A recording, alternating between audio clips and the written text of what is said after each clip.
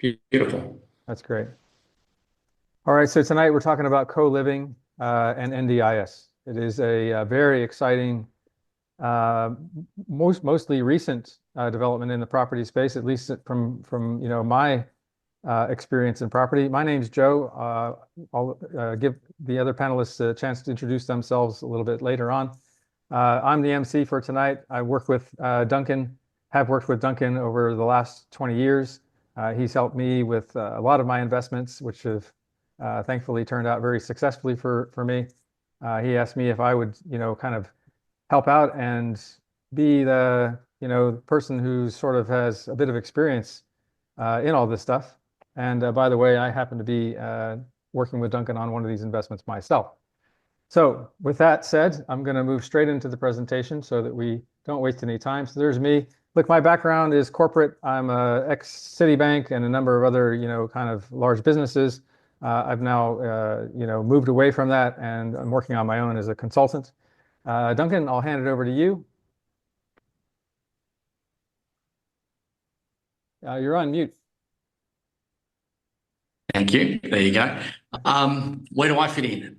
Look, 20, 25 plus years now of supporting clients in developing their strategies and putting together successful portfolios. Most of our clients within 3 to 5 years build that portfolio of somewhere between 3 and 5 properties, and some go on to do more, some do less. Either way, that's my chosen field, and have been doing that since the early 2000s. Before that, I was actually nursing and helping people in need as well, helping people get better and become more independent. And I love the synergies here of hospitals and investing. When people are sick, you want to make them as independent as possible and get them on their way. Investing is the same thing. There's so many nuances to investing. If we can actually take a person and actually teach them and support them and help them build a portfolio so they're in control of their own finances, Duncan, that's a wonderful outcome for us. So right there, over 5 property transactions. Go. Yep. Yeah, Duncan, try not to move your camera so much. I think your Wi-Fi is a little bit slow. Eric, do you want to just do a quick introduction? Yep. So hi, my name is Eric. I'm a mortgage broker. I have been a mortgage broker for 20 plus years. I do a lot with investors, and lately that also includes trust structures and the high cash flow properties like NDIS and co-living. I'm a personal investor in residential property as well, and I currently have an NDIS property under construction in WA. Awesome. Heath, lucky last. Thanks, Joe. Pleasure to be here. Thanks everyone for joining the webinar. Heath Hebbington, FinExtra Wealth is my business. As you can see there on the screen, been advising for over 30 years. Childhood prodigy, started when I was 7.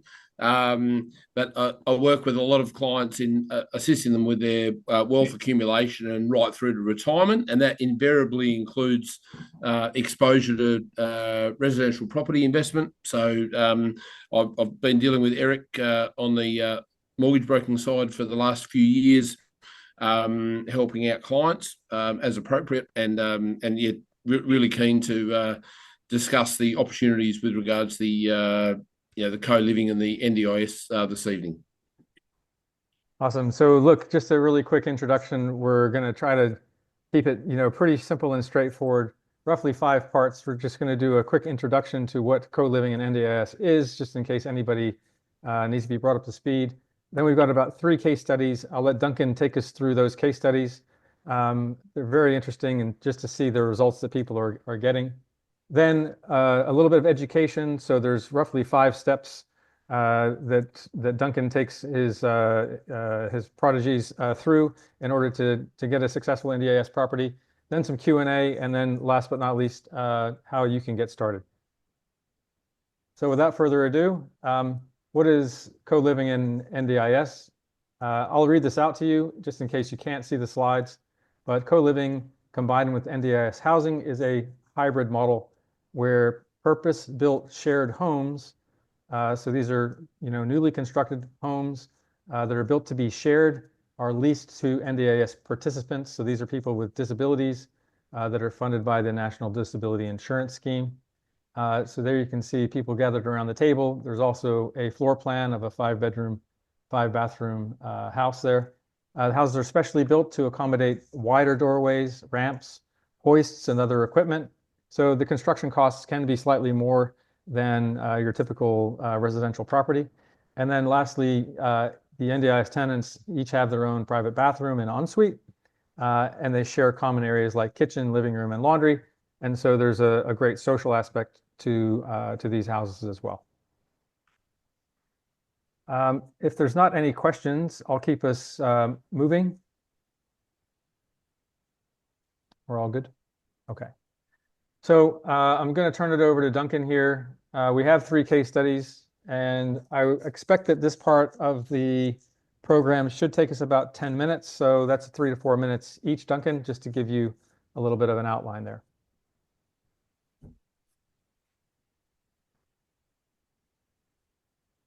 You're on mute, Duncan. How's that, guys? Is that better? That's better. A little bit of feedback, but go ahead.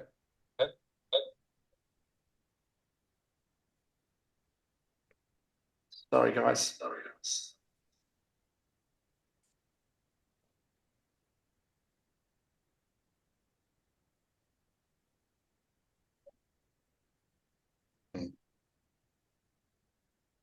Let's turn that down. Oh, geez. Working on a laptop that's not yours doesn't make it easy. Okay, how's that? Can you hear me okay? Better, yep. Great. Okay, perfect. Thank you. Without the echo, that makes a lot more sense.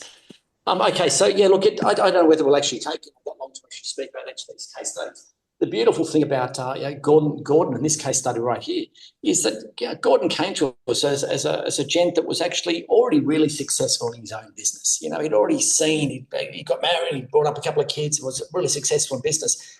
And he had a portfolio of property and a business, had a portfolio of property, but it was negatively geared. And so he was staring down the barrel of really not being able to stop work or slow down. And he got to a point in his business where he actually wanted to sell it. So once we actually sat down and looked at how he was actually set up and brought in the services of financial advice and also finance, you know, the opportunity was there. He had the equity, he had the cash flow in his business to be actually go out and buy one of these NDIS hybrid co-living properties. What it was going to do, and I'll tell you a story a little bit later on, but yeah, I firmly believe that one investment can make a massive difference to anyone's portfolio. And it doesn't matter what you've done in the past. Full stop. It doesn't matter whether you've got 1 property, 5 properties, 10, 20 properties. If it's not going to provide you what you want into your retirement and is servicing that need that you want, it doesn't matter what you've got. So this one property has turned Gordon's portfolio around from a very negative cash flow property, negative cash flowing property portfolio, into something that's actually putting real money into his pocket on a week-to-week, month-to-month, year-to-year basis. Now, his plan is not to just stop at 1, it's to actually go on. Now, what are the numbers? Real simple. Purchase price $950. That was the block of land and the house build. Valuation after it completed, because it was about a 12, nearly 14-month build process from finding the block of land to actually having the tenants in the property. It was valued more. So it actually already made equity out of it. Now, the equity wasn't that important. It was the cash flow, because it actually was taking the negative cash flow from his other properties and him being able to slow down and work. That's what he was really looking for. The net income, as you can see, $82,000. He's in the process now of doing the second property, and as he said, you know, he's going to churn his properties over the next 3 to 5 years, and he'll end up with 2 or 3 of these NDIS co-living hybrid properties purely because of the cash flow that's there. And I don't think there's anyone listening at the moment that wouldn't like, as the number here is, $82,000. Now, it's actually a little bit more than that. It's nearly $100,000 now that he's actually earning out of that property after expenses, because the interest rates, as you know, are starting to come down, and the rents aren't getting any less. So, yeah, he's looking closer at $100,000 there. Here's the next one we've got up there. Joseph. Anthony. Yeah, Anthony, very similar. Thanks very much. I love this. I'm not even touching the screen. Anthony, yeah, look, from a point of view, Anthony came to us with similar circumstances. Now, he had only just bought or built his own principal place of residence. Beautiful property, very, very switched on individual as a client. He was in a similar situation though. He was really looking at how to create an income for himself into his retirement, but also building a portfolio of properties that he could actually have as future planning for his kids. So it was all about the future planning, not just for himself, but his family. Now, as you can see, the price is a little bit more expensive. We did this more recently. The land he was very, very specific on. He really wanted to be as close into a centre as he possibly could be. And from there you go. Might help actually, might help if I actually put that up there instead. That's better, isn't it? I didn't realise my camera's off, guys. I've been so busy doing everything else. Yeah. You're right, Duncan, but just try to keep it steady. Yeah, I'm just trying to find a spot to put it, mate. Yeah. My apologies. Hope that's better there. Yeah. Yep. Can you see me now? Okay, I apologise. Yep. Right. Okay, so, Anthony, look, very similar situation. A little bit more money. He was very specific, as I said, about the land and where we're actually buying that block of land. We found a subdivision block, so it was an estate already or a suburb already, and we literally subdivided a block and took half of that and built on there. The building price, as you can see, again, one of the beauties about building a new house and land is you're taking your block of land and adding the best value to it possible. And in doing so, he again also created some equity there. Now, that equity, at that 6-month mark, after he finished building, he's taken that equity and he's put it straight back into another property, which is beautiful. And that was his goal as well. Right? Let's just go on a roller coaster here. Let's buy 2 or 3 of these properties. That any income there, that's about right at the moment with him, $102,000. Also coming in because that property is a little bit younger in its birth. And the last client there, I think you've got Sally, haven't you? Yeah, we've done one. It is Sally. Yeah. So Sally's looks a lot younger, in her 30s, really starting out still. And you can see that she's actually bought a couple of other properties here. They're not co-living properties. But the base there was the strategy behind Sally was to actually get a couple of properties based on her income and her partner's income that would grow in value. And as you can see, both those properties have started to grow in value. They've already given us some equity. And based on the fact that she's bought these 2 properties, you can see there's no income coming out of it. Like they were both negative or not, 0 income. But it's given her the equity to now go and do a co-living investment. Now, the other 2 properties were NDIS properties. So that's we'll explain a little bit more about the NDIS difference a bit later on. Joe did a great job to start with. We'll dig down to any questions. If there are any questions, by the way, please put them in the chat and we'll answer those, I think, at the end, because a lot of these questions are going to be answered the way through. So Sally, yeah, look, this is where she's at now, probably number 3, in mid-30s. I don't know who's listening at this point in time and what your background is, but yeah, the idea of a 30-year-old to have a couple of properties under a belt, principal place of residence as well, a couple of investment properties under a belt, and now this co-living, which is giving a good, that 8% return. I think it'll actually be closer to the 8.5% return, and putting some money in her pocket at the end of the day. So it doesn't matter who you are. I think the reason why those 3 case studies are there was whether you're a business owner, whether you're just an employee, or whether you're just starting out, in building a portfolio, this is the sort of thing that can be achieved. And in this market that we have right now with high interest rates, high inflation and high everything else, there's absolutely no reason that this sort of investment can't really make a huge impact on your portfolio. Just before I jump it back to, I've got Kristen Ivans here as well. I didn't realise you'd put that in there. Thanks, Joe. This is people to my own heart, is all I'll say here. Both nurses, also in their 30s. As you can see, look, the criteria is they're married, a couple of kids, really just wanting to get a passive income. Christine was just at that point where I'm working my butt off. I go to work every single day. I take care of everyone else. I come home and I'm exhausted. I haven't got any time for the kids. What's the point of getting married and having kids and you can't even give anything to them? And so her goal when we first sat down was, great, let's get the portfolio balanced, let's get the financials in order. And then how do we get to a point where we're actually taking her out of the workforce? Now, she hasn't quite achieved taking out of the workforce yet, but what she has achieved is actually going down to just a couple of days a week instead, which is pretty cool. Again, now mum has time to take the kids to school, be involved with the school, be involved with the kids.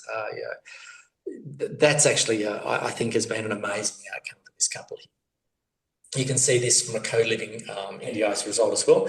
Purchase price a little bit less, but still, they purchased the land a little bit cheaper, but the income that they're actually getting out of the property was also a little bit less as a result. As you can see, 140,000 total rent, net coming in 71. And again, look, we're only talking about refinancing or redoing their numbers just in the last month. And most won't do it until August, September. But that, once those interest rates are knocked down a little bit, that'll be 71, 72, 73, $74,000. It'll just creep up a little bit more. So yeah, a really, really good position for them as well. Fantastic outcome. Thanks for putting those on. Yeah, so we're gonna just kind of, if there's any questions, I think as Duncan mentioned, just put them in the chat, and we'll get to those. Now this is a little bit of the education part. So we wanted to run through some case studies and show you what's really possible. And if you see the dates on those properties, they've all been purchased in the last 2 to 3 or 4 years. Getting a little bit of feedback there. I don't know if somebody needs to mute. So now I'm going to keep going. Duncan, it's still your ball. I'll just let you run through each of these slides.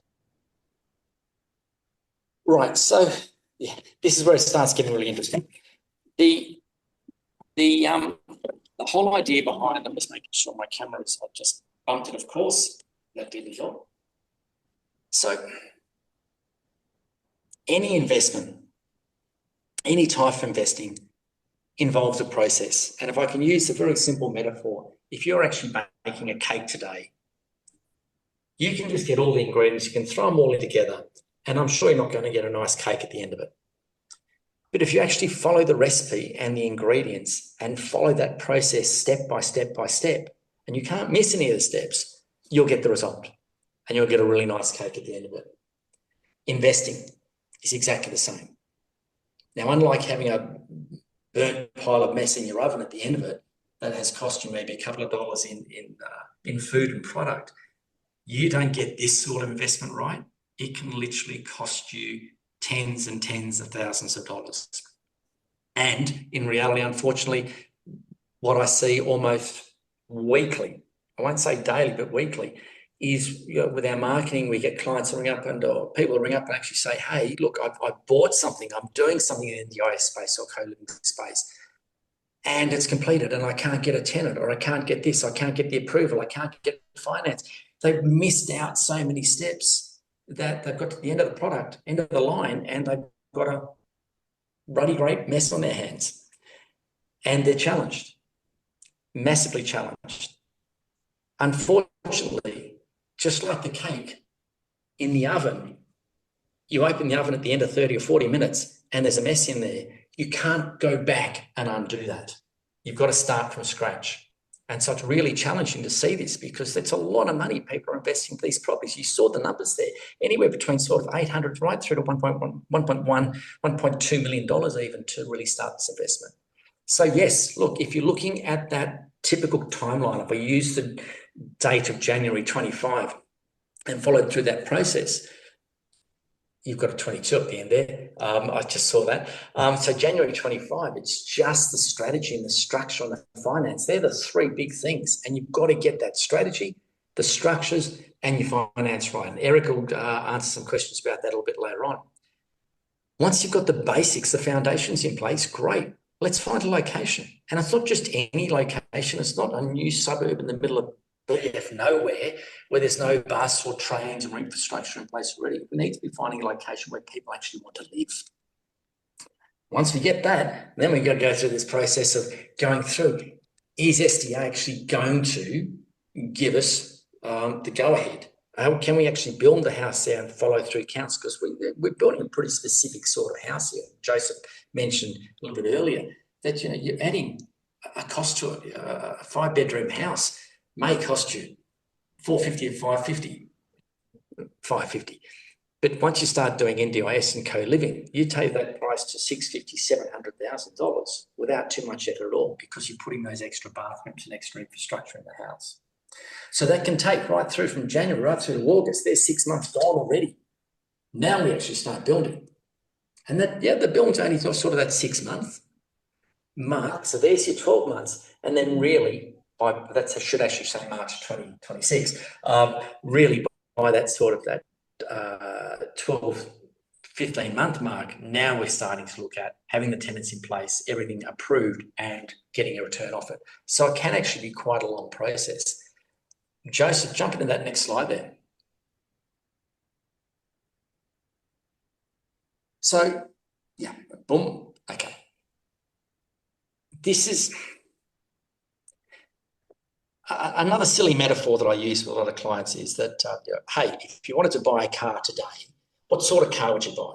And generally people, girls and guys have different ideas, but generally people have a pretty good idea of whether they want a 4-drive, a 2-wheel-drive, a sports car, an off-road car, mag wheels, tinted windows. They're pretty good with what they actually want when they buy it. But when you actually ask them what they actually want from an investment property, if they start scratching their head, well, I just want to make money. Yeah, but why? And you start asking these questions and digging down into it. Are your goals around positive cash flow, building wealth, minimizing tax? What is your situation? And Eric will attest to this over and over and over. I don't know whether you can see Eric's head shaking there or not. Over and over and over, that you've got to get these fundamentals. You've got to get these basics in place first before we even look at what sort of property you're going to put into it. You may be sitting here right now and going, great, I really want a co-living, and wow, look at that income, $70,000, $100,000. Wow, that's awesome income. But you may not be ready to do this. No, wait. Okay. This is. I'm sorry, I missed that. Yes. Yeah. Sorry, I need someone to go on mute. Oh, Joseph, that might have been just one of the clients. I'm not on mute. God, thanks. Sorry, mate. I thought that was a question being asked. Okay. Structures, securing the wealth, minimizing tax. Now, please, there's a lot of press out there, and there's a lot of people on the internet and social media marketing that talk about buy property because you'll minimize your tax and you won't pay any tax, and that's the reason why you buy property. No, it's frigging not. And any bugger-lugs that's sitting there telling you to buy a property and minimize your tax, run away. Run away as quickly as you frigging can. Minimizing your tax is a benefit of buying a property, not the reason to buy a property. Because you lose your job, you have an impact on the income you're earning, those benefits go out the window. You don't buy for tax benefits, you buy for capital growth, and you buy for the rental return or the income you're actually getting off that property. The structures, yeah, whether you're doing it in your own name or self-managed super fund or hell, even family trust structures, I can't answer that. That's where Heath comes in. What sort of structure are we going to be putting in place that's going to best suit you and your family situation? If you remember Anthony, he was actually buying everything in family trusts because he wanted to set that up as an estate planning for his family, and with his business and the way he was working, he wanted to separate those two areas out. And then finance, definitely look, if I haven't said it already, and Eric won't say it, or won't say it again later on, finance. This is a very, very specific strategy, and banks are very, very nervous about how that client is presented to them and what sort of person they lend money to. You may have heard recently, if anyone's been looking at the co-living and NDIS space, banks in November, December last year literally had this huge, they came down with a bloody great sledgehammer in and around finance in this space. And they literally put a heap of postcodes out there and said, no, we're not going to lend money if you're trying to build an NDIS or co-living in this area. And even they started looking at the criteria that actually made you a suitable candidate to even lend money to. So if you don't know those things, you shouldn't be even looking at this strategy until you sat down with someone like Eric and gone through whether you even tick the boxes.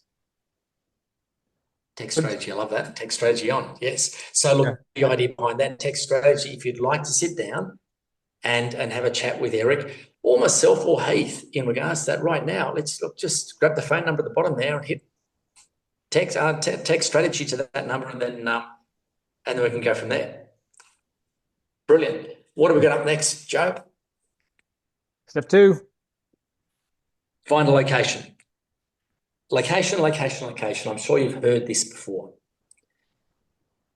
The participants that are going to end up in this property are very likely it's going to be their last residence.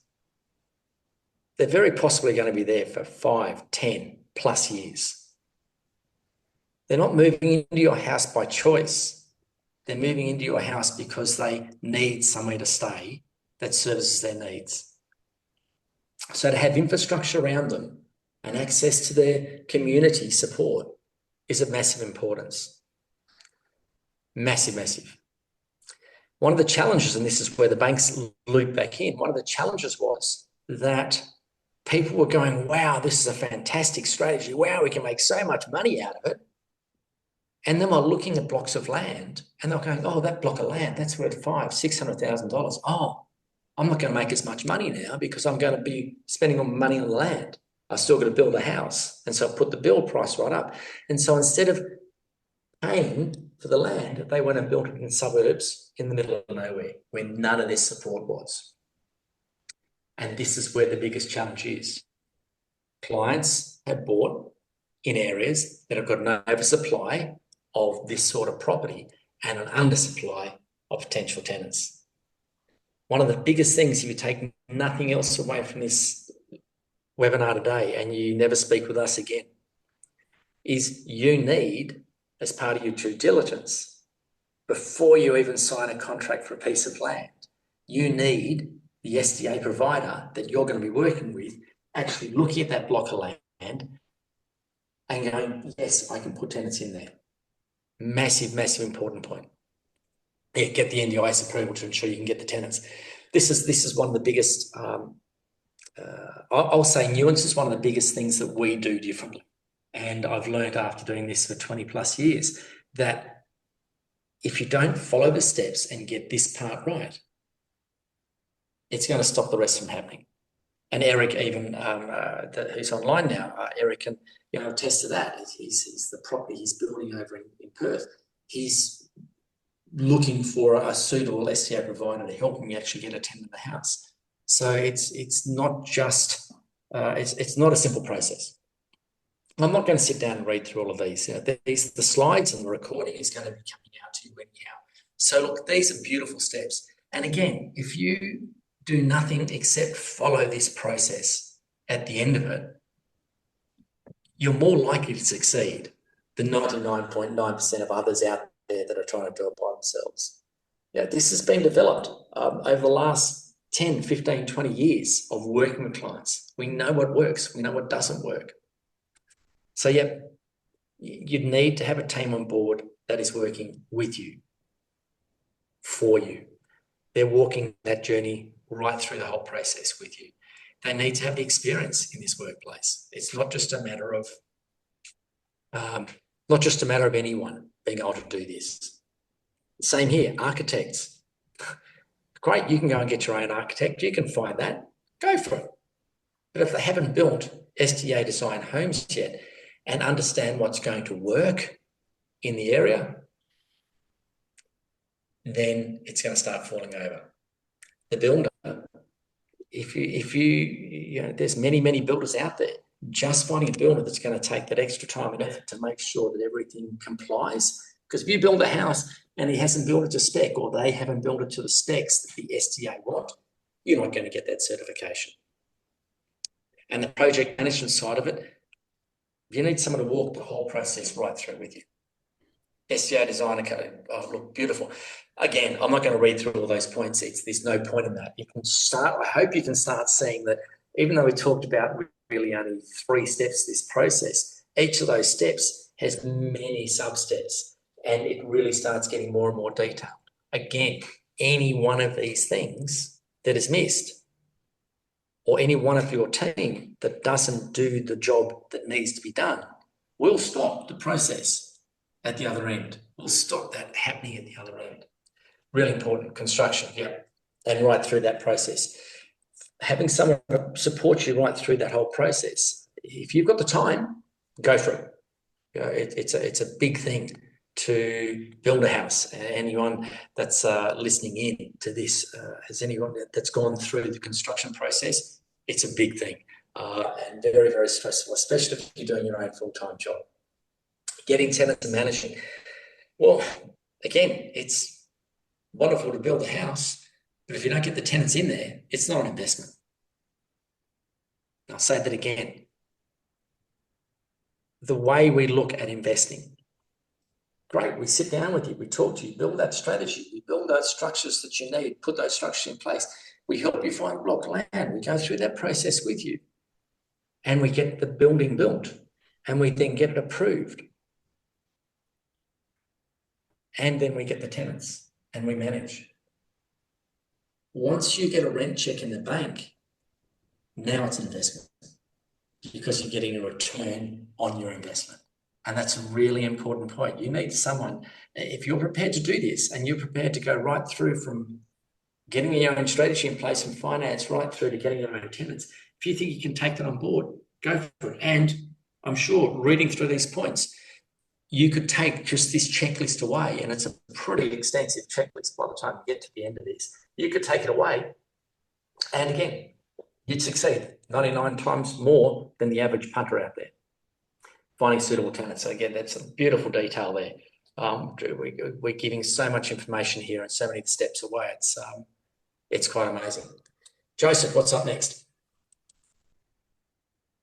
So I think this is the beginning of the Q&A session, and I will basically start asking some questions of you guys.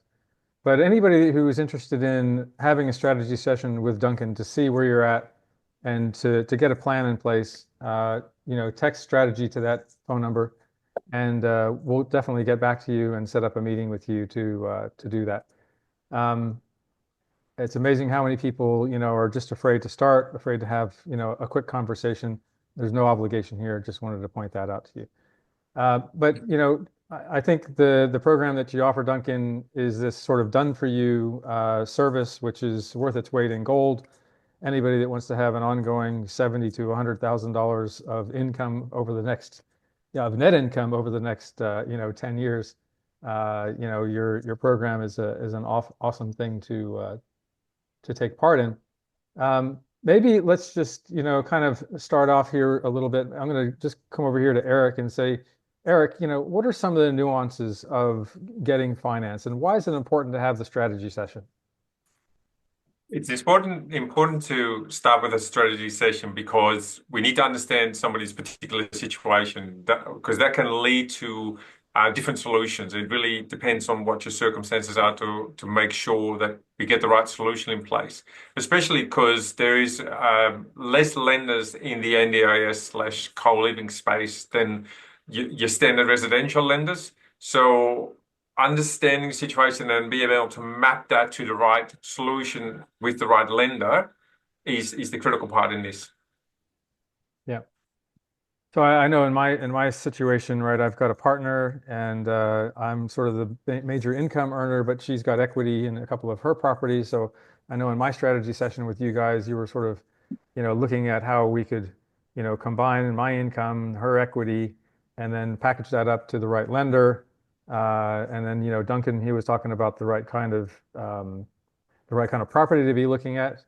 And Heath, we've talked about I've got a trust already set up, using that, and also setting up a self-managed super fund. So, I mean, you guys just with me, that's been, that really helped me get my head around exactly how to do each one of these steps without being an expert in any of this stuff. Heath, did you want to talk a little bit about, whether a trust is a good idea for some people, or some of the maybe, issues that you see when you start working with someone? Yeah, sure. Thanks, Joe. Yeah, that's a really important thing to discuss. I suppose even as part of that strategy discussion that you're talking about with Duncan and Eric, is working out the right structure to buy the property in. So, and I give a fair bit of advice in the self-managed super fund space, which people seem to like because they've got a tangible asset when they're buying one of these properties that we've all been discussing for the last 40 odd minutes. Is working out whether it's better to buy it in their personal name or in a self-managed super fund or in a trust, and looking at the tax consequences of that. So, as has already been mentioned, you don't make an investment decision based on tax benefits. That's just that is a side benefit. It's not a reason for doing something. So I concur 500% with that comment that Duncan made a little while ago. So yeah, absolutely. Just I encourage my clients, and as I said, I've worked pretty closely with Eric over the last few years, is encourage my clients to have like an actual strategy and a plan around their with everything that they do, but obviously property investment as a big part of that, and then working out the entity that's the best structure to hold that asset, depending on what their goals and objectives are. And I mean, normally with a trust, it'll be to do with estate planning. But a lot of people kind of don't understand how trusts exactly work. So quite often a self-managed super fund will be quite a lucrative tax structure to buy the property in. Yeah, good point, Steve. Duncan, in terms of getting the right lender and getting the right structure, I think you mentioned to me sometimes people come with someone they think is going to be the right person, and sometimes they end up not being the right person, and you end up having to switch things up midway. Tell us a little bit about that. Yeah, it's a very, I'll use the word touchy subject. There's not many people in our community, in our world, that doesn't have a friend or a brother or a sister-in-law or someone that is a finance broker or an accountant or a financial advisor, et cetera, et cetera, et cetera. And we all have jobs to do. My simplest, and look, I like my little metaphors. If I go to my GP and he goes, look, let's get this test done, and he comes back and goes, oh, you've got cancer. Am I going to let him cut me open and try to chop the cancer out? Or am I going to be looking for someone that's going to do the best job possible? I want the best surgeon to take care of me. Now, I know that's an extreme example, yet it actually is very, very relevant to this. You may have a brother that's an accountant or a financial advisor or a broker, and they may do a wonderful job. But unless they're doing this specific sort of lending all the time, unless they're utilising and understand the powers behind a self-managed super fund and getting the finance right there, or the trust structure,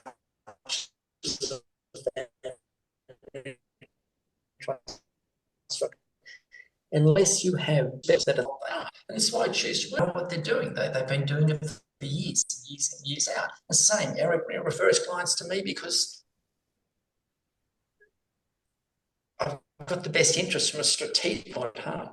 So without putting anyone's brother or sister or in-law or whoever it is under the bus, all I ask is that if we're sitting down and speaking with you about your potential futures, great, let's at least get Eric or Heath to review your situation. If they come back and go, thumbs up, your sister-in-law's doing a brilliant job, great, keep using your sister-in-law.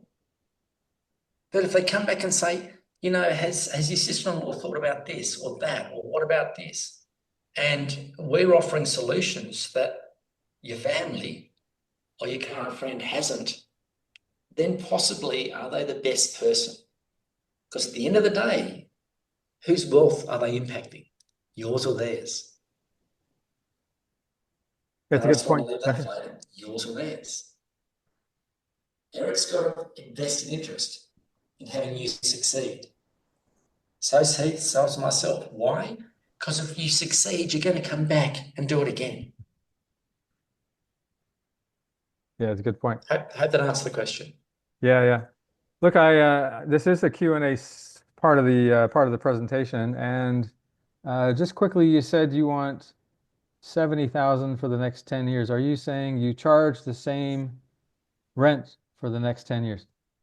I think that was my comment there, Great question. Frank. No. So look, whether it be co-living, so co-living is effectively what's going on in the marketplace. That's very indicative of the marketplace. So, rents could they move upwards over time. They don't move every time there's interest rate change or anything like that. They keep moving up. And we've seen some interest rate increases right across Australia quite significantly, 10, 15, 20%, even over the last sort of 2 years. So, no, those rents will continue to go up. It will continue playing out. Are you going to be doing an interest-only loan or a P&I loan? Are we going on a fixed? I'm not going to take that away from you. It's that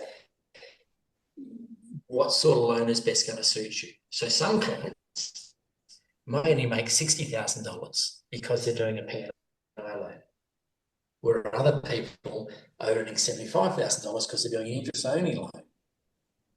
But over time, that's all linked into CPI, and those rents are pretty much automatically going up every 12 months. So I think you may have broken up during your response there, Duncan. I think what you said is that rents are going to continue to go up, so it's not going to stay 70,000 year on year.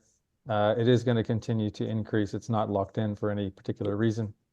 I hope that answered the question that came. Let's see, we've got another one that's popped up here. If you have property and some cash, but you are unemployed or retired, would you still be able to borrow money to achieve your goals? Good question. Eric. Eric. It gets tricky. There is ways to still borrow money. Sometimes it's purely based against the value of the property. Sometimes it's based on the rental return of the property that becomes your income. So it's not a flat no, but it does become more tricky. I think something just to add to that, Eric, from my experience and what I've heard you say before is that, as a person wanting to take out a loan, if you're an A-grade person, you've got a job, and you've got income, you've got savings, you've got a perfect credit score, etc., the raft of different choices you have is far, far in excess of anything you'd ever want. The 1,500 different sorts of loans. But the more criteria, age, income, what you're trying to achieve, the range of product, different mortgage you can actually access is getting narrower and narrower. So it's narrower. Yeah, I'd agree with Eric there. It's yes, but what's the restrictions and what are the penalties for paying that for buying? So it's worth a discussion, though. It's a great exactly. question. Thank you. At the end of It's the day, definitely worth discussion. Yeah. At the end of the day, I always think, what is it you're trying to achieve? How important is that to you? And if it's important enough, then we'll find a solution most of the time. Yeah. Perfect. Yeah, I agree. So, Duncan, maybe I think, my biggest fear to get over with this was just, feeling like it was a bit too good to be true, right? And then I just needed to feel like, look, as soon as I get in, because I traded stocks in the past, right? And as soon as I get in, the market goes the other direction, right? And so, it was a big worry of mine that I'm gonna, put down my $1 million here for this NDIS investment, and then it was all just gonna go away. Give us some comfort about the demand for these properties, because I certainly got comfort in finding this out myself, and in the process that you go through to find the right locations where, you're not just going to build a house and it's going to be empty. Wow, that's another 3-hour webinar just in that question, Joseph. Maybe just a high point. That in this space. Look, is there a demand for NDIS properties in Australia? Is it ever going to go anywhere? No. And I'm saying that with a lot of confidence and very clearly and concisely, purely because our government has not got the ability to build enough facilities to house people with disabilities. Yeah. Now, the biggest challenge that we also got, or part of that challenge, is that so many people, kids, are being taken care of by their parents in their own homes, and sometimes in horrendous conditions. You know, I've literally been into homes and worked with parents in and around that rehabilitation space and nursing space, where you see mum and dad still picking up their son to transfer them and put them into beds, or taking them upstairs because that's the living accommodation they have. Yeah.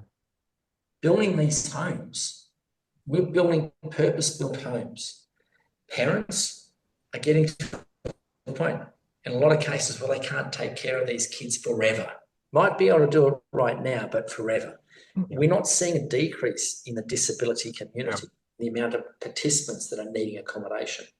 Building these homes that are purpose-built is going to only carry on. One of the most stupid things the NDIS did in early last year was they turned around and said, righto, from now on, we can no longer have 4 participants in a house. We can only have 3. Which means that those 4-bedroom, 5-bedroom homes that were being built, having 4 participants in there, you can no longer have that many people. So they've actually just increased the need for more homes to be built, because now we can only put 3 people instead of 4 people on a home. It's not going anywhere. The government hasn't got an answer for this, and the only people that are able to step up and solve this issue is the private sector. Yep. And yes, we get a very good return on that investment providing that housing. Yes, we've got lots of hoops to jump through, but once that property is built, you've got a tenant in there for 10, 15 years plus. Absolutely no reason why that would stop. Thanks for that, Duncan. That was great. Now, look, we've only got a few more minutes left here. We started a little bit late. I did get us accelerated through the middle so that we could end on time. We do have another question in the chat. Let me just bring that up. Great. How much do they pay per participant? So I guess what you're asking is how much rent do they pay per participant? Okay, so look, if you use the number of 40,000 per participant, that would be pretty accurate. Look, that can be more, it can be less. To turn around and just use, and I'm just being a little bit sheepish with the number of 40,000. It's a little bit, it depends on the participant. It depends on the location. Yeah, I think there's no set number. You can go onto the NDIS website and actually put a postcode in, put an address in, and you can look at the different rates that are there as well. That's no secret in that.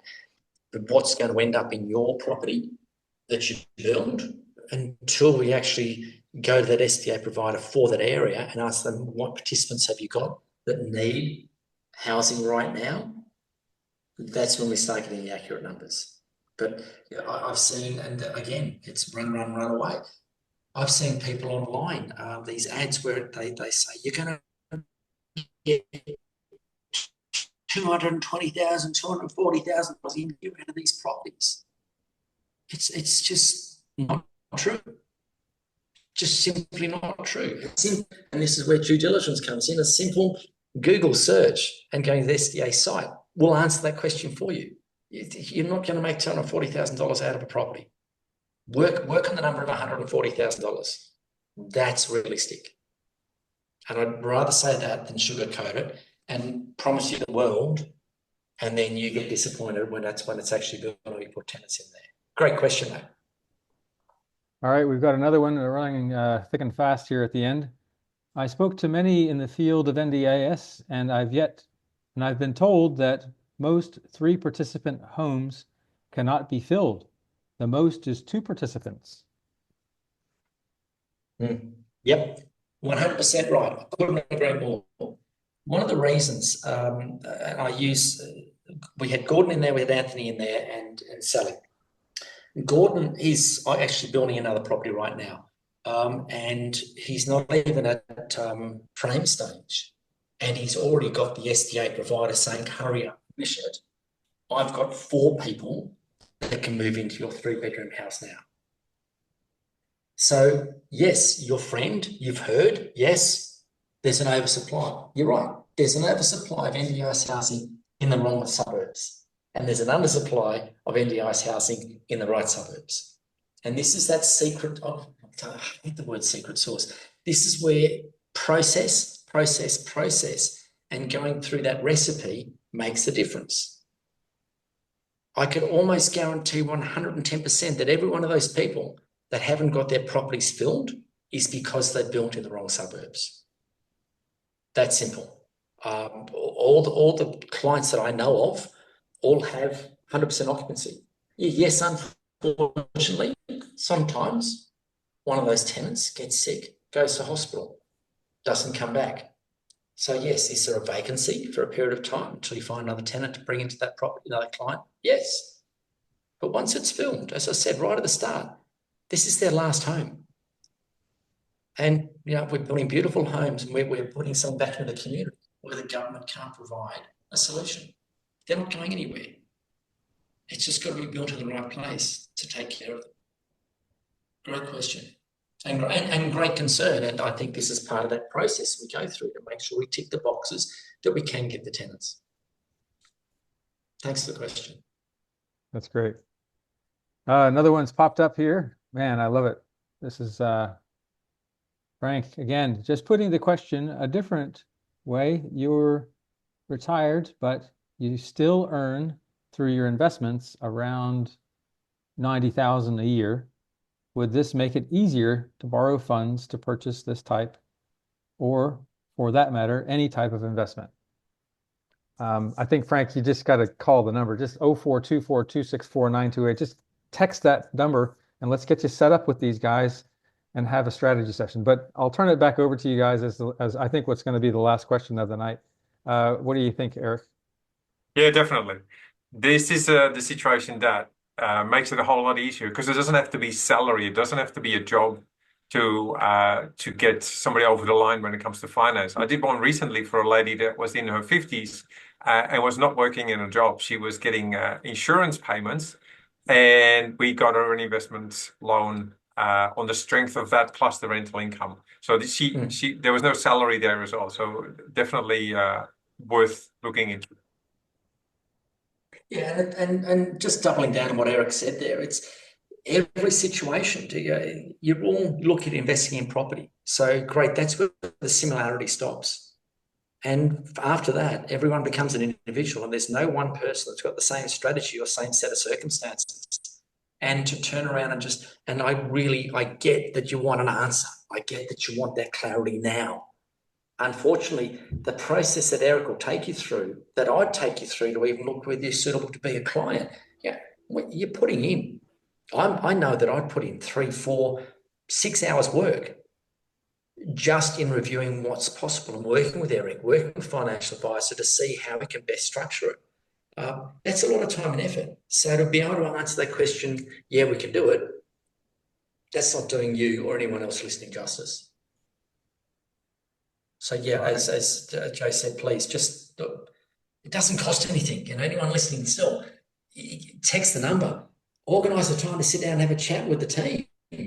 It doesn't cost anything except your time. And I know that you'll go away with brilliant clarity around what is truly possible. What you do with that information after that is up to you. But getting that clarity from 3 specialists that have been in the industry for a quarter of a century each, just helping other people.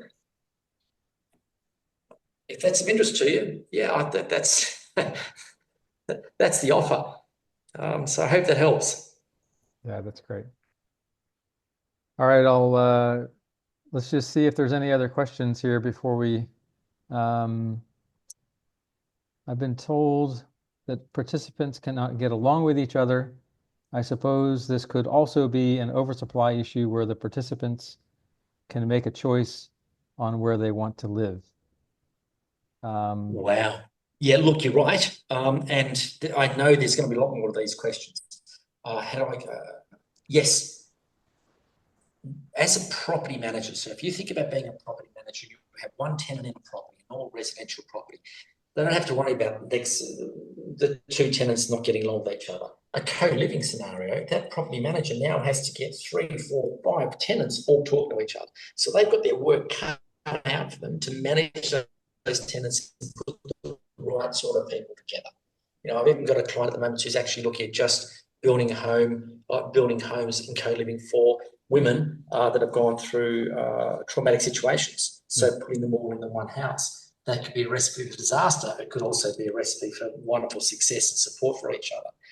It's the same with the NDIS clients. The property manager's job or the SDA provider's job is to make sure that the tenants that are being put together do match. And that's why they don't get filled overnight. So if someone comes out of that situation, it may take a month, 2 months to refill that property, refill that room.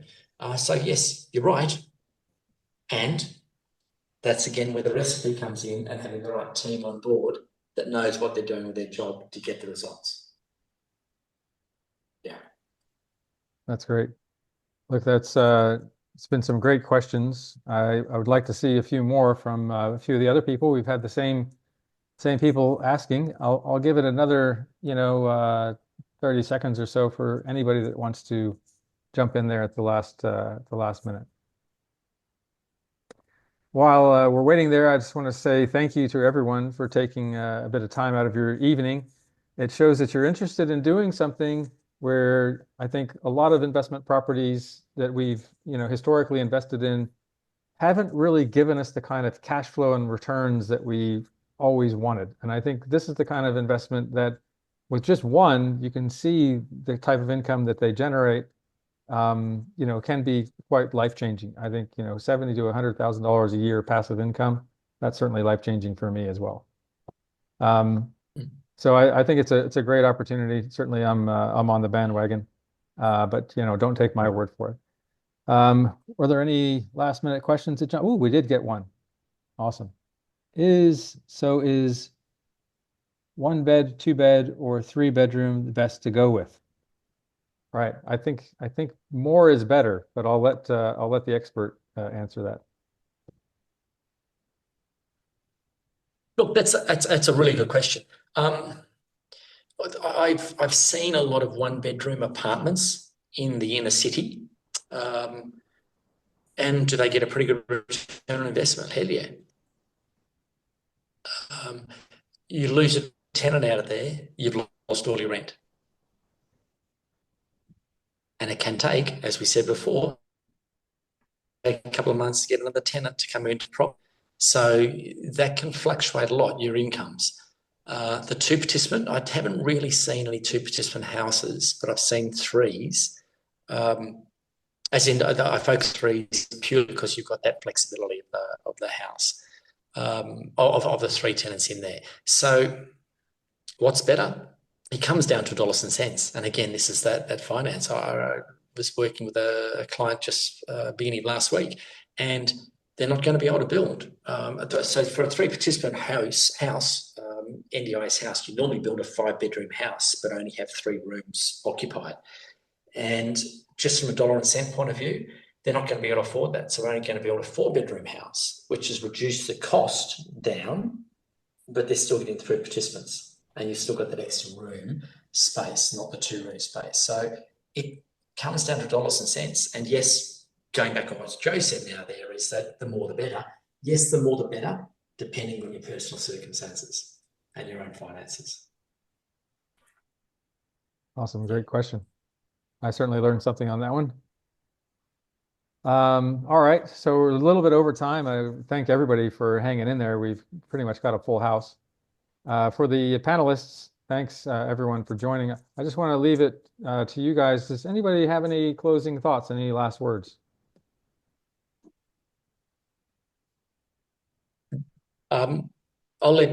Is Eric, you got anything you want to add just to close the thought? I haven't really thought about this, but I am happy to contribute this actually. This is everybody's individual financial future. And it can be an amazing future where you have the freedom to do the things that you want, or it can be, I'm stuck with what I have and it's not much, but I'm just going to have to make do with this. Now, everybody's here presumably because they want to be able to determine their own future. Looking into this, looking into property investing in general, and taking a step of action is what's going to get you there. And I say this to all my clients: gather all the information you want. If you don't do anything with it, it means nothing. If you do something with it, you have the opportunity to build yourself an amazing future. Take that step, reach out, and build yourself an amazing future with the help of experts. Wow, beautifully, beautifully said. Man. Look, and I might just off the back of that, Eric, I truly believe that one investment can change the direction of your financial futures, of your happiness, of your success, of the direction and achieving goals in life. I truly, truly believe just one good investment. I've seen many clients buy, build, rent, develop properties that haven't served them, and it's actually pushed them backwards. Yep. And I've also seen, and this I think is where strategic investors has sat for so long, is that you can sit down with a client and they've got learnings and they've got the past, but the past doesn't need to match the future. Yep. And one good investment can turn that whole direction of that portfolio around. And those 3 case studies we spoke about to start with, one good investment is changing the direction of where that person is going and where that family is going. What they do with it after that, we can just duplicate that and multiply whatever they want to do from moving forward. It's truly believe one good investment will make all the difference. Brilliant. Thanks, guys. Great closing sentiments. And there I are. might jump in there, Joe, as well, just with one final comment. Yeah, sure. I'll echo Eric and Duncan's sentiments as far as taking action. And this is not coming from a position of self-interest at all, but the biggest comment that I get from new clients with me is they just, by having a plan in place and realizing what is possible, which Eric put very eloquently a few minutes ago, is I say, I wish I had have done this 10, 15, 20 years ago. So once again, not a sales pitch, but I'd certainly encourage anyone who's interested enough to be on a call at 8:10 on a Thursday evening to certainly reach out, obligation free, to any of the experts plus myself, to explore what's possible. I think you'll be seriously impressed, and it'll give you a fair bit of confidence moving forward. Awesome. Righto, gentlemen. Thanks, I think Heath. we're gonna leave it there. There aren't any other questions. We did get a couple of nice comments. People saying thank you, that the webinar was very informative. We appreciate that. It was a big effort to put together, especially given that Duncan is overseas at the moment, but we didn't want to let that stop us. So thank you, Duncan, for tuning in from Florence, and to the rest of my panelists, thank you very much. And for everybody else that's listening, I will send out slides to you. We will make available the video for you to rewatch, and we will reach out to you and just follow up to see if you're interested in taking things further. All right. That's it. Thank you. Thank you very much. Good evening. Thank you very much. Bye.